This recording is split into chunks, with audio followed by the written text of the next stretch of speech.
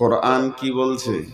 কোরআন বলছেন কুল্লু নাফসিন যায়কাতুল মউত। পৃথিবীর যত প্রাণী আছে তারা মদকে খাবে, মদকে চাটবে। মানুষ মরে যাবে এটা নয়, মদকে তারা চাটবে। যে জিনিস চাটা হয় সেটা খাদ্য বস্তু হয়। মানুষ আলকাতরা চাটবে না, মানুষ আপনার কিরোসিন তেল চাটবে না, মানুষ কাদা চাটবে না। মানুষ যদি চাটে তো মধু চাটবে, মধুকে চেটে দেখবে। তাহলে মদ হলো চাটার জিনিস। কোরআনে কোথাও লেখা নাই মানুষ মরে যাবে, শেষ হয়ে যাবে, লেখা নাই। বরং আল্লাহ বলেছেন কুল্লু নাফসিন যায়কাতুল মউত। মানুষ মদকে চাটবে, তারপরে আমার কাছে ফিরে আসবে। ফিরে আসবে মানে লোকটা জীবিত আছে, এখনো মরেনি। যে ফিরে যায়, আমি যদি বলি মঞ্জুর মঞ্জুর মাদ্রাসায় গিয়ে ভাত খাবে, তারপরে আমার কাছে আসবে, তার মানে লোকটা তো মরলো না। কোরআনে কোথাও নাই লোক মরে যাবে। তারা আল্লাহ বলছেন মদকে চাটবে, আমার কাছে ফিরে আসবে। হায়াতের সঙ্গে রুজি এত সামঞ্জস্য, যতদিন হায়াত ততদিন রুজি। আহার দেবেন তিনি, রে ভাই জীব দিয়েছেন জুনি। তোকে সৃষ্টি করে তোর কাছে যে আছেন তিনি ঋণী। না চেয়ে দেখ ক্ষেতের ফসল, পাই যে বৃষ্টি জল। তুই যে পেলি পুত্র কন্যা, কে দিল তা বল। তার মানে হায়াত যতদিন আছে রুজি আল্লাহ পৌঁছাতে থাকবে। তাহলে মানুষ মদকে চাটবে কিন্তু মানুষ মরবে না।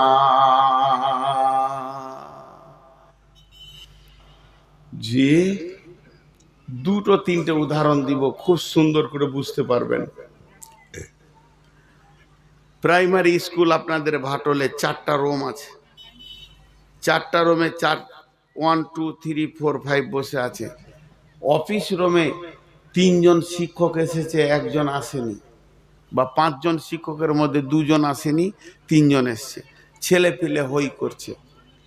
ক্লাস 4 একটা খুব ভালো ছেলে আছে, ট্যালেন্টেড বুদ্ধিমান ছেলে। ওই ছেলেটাকে হেডমাস্টার বলছে, মিজানুর স্যার, তুমি ক্লাস 1-এ ছেলেগুলোকে একটু থাবড়ে থুবড়ে রাখো তো, কোনো রকম। মাস্টার নাই, চলে গেছে ওখানে। একই জায়গায় আছে, খালি 4-এর রুম থেকে বেরিয়ে ক্লাস 1-এর রুমে আছে। মিজানুরের আব্বা যাচ্ছিল মাঠ, তো ছেলেটা স্কুলে এলো কিনা তাই দেখতে গিয়ে ক্লাস 4-এ ঢুকছে যখন, তখন বলছে, মিজানুর কই রে?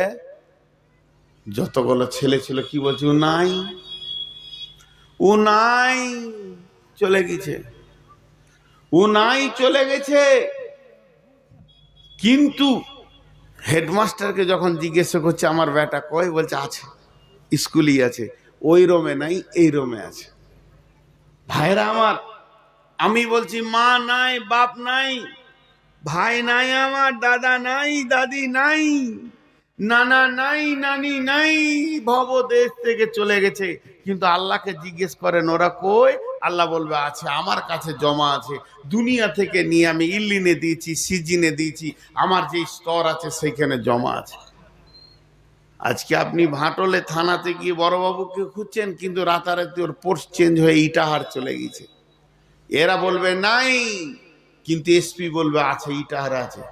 ভাইরা আমার, আপনারা যাকে দেখছেন মানুষটা দেহ না আত্মা। কাকে আপনারা মানুষ বলবেন? দেহকে না আত্মাকে। দেহ কোনোদিন মানুষ নয়, আত্মাটা হলো মানুষ। নূর মোহাম্মদ কার নাম? দেহের নাম নয়, আত্মার নাম।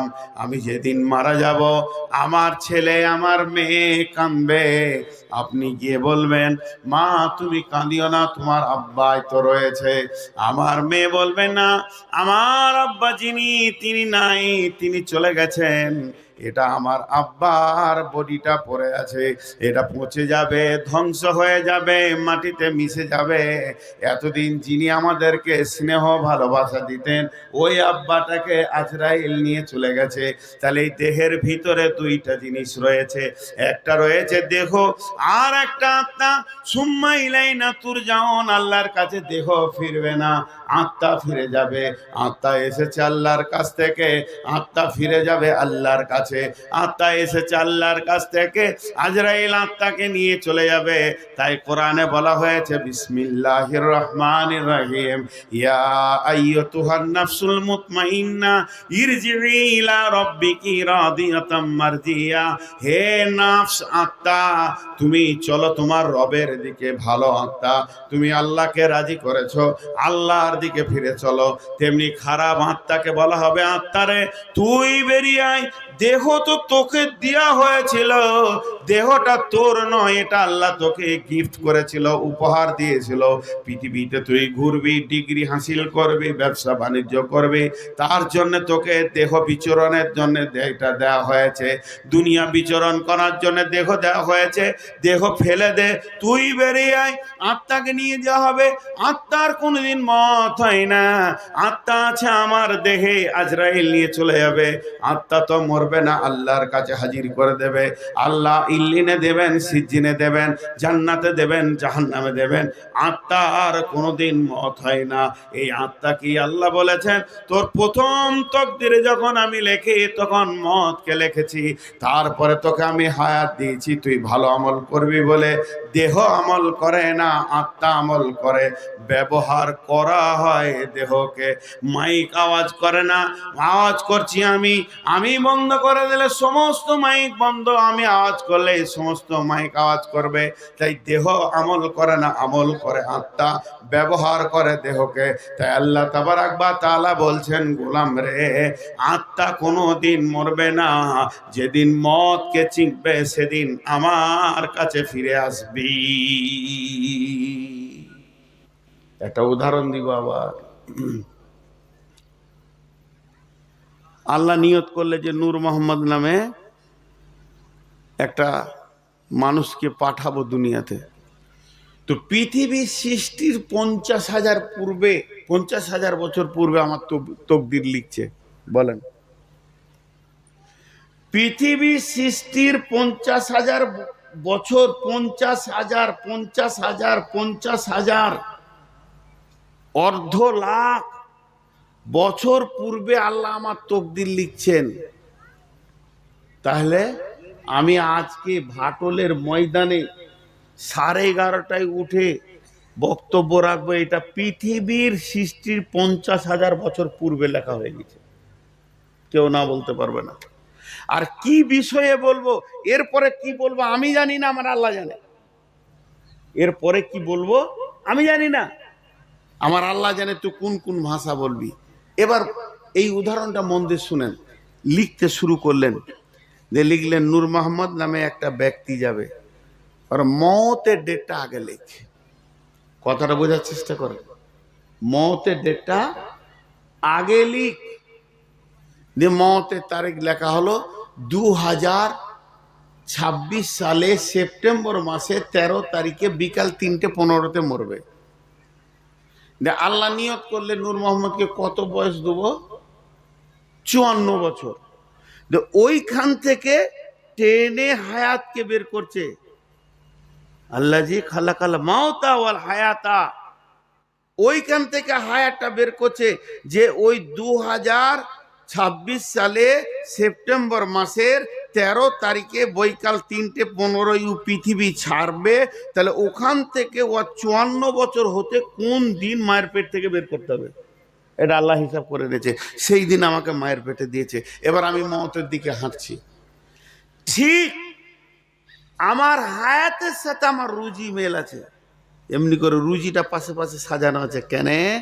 রুজিতেই মত, রুজিতেই মত। রুজি খতম, মত শুরু। রুজি খতম, মত শুরু। রব্বুল আলামিন প্রথম রুজি আমার লিখলেন, শুরু কর। মায়ের পেট থেকে নানির কোলে আসবে, দাদির কোলে আসবে, খালা থাকবে, ফুফু থাকবে, তখন নূর মোহাম্মদ প্রথম রুজি খাবে কি? মধু।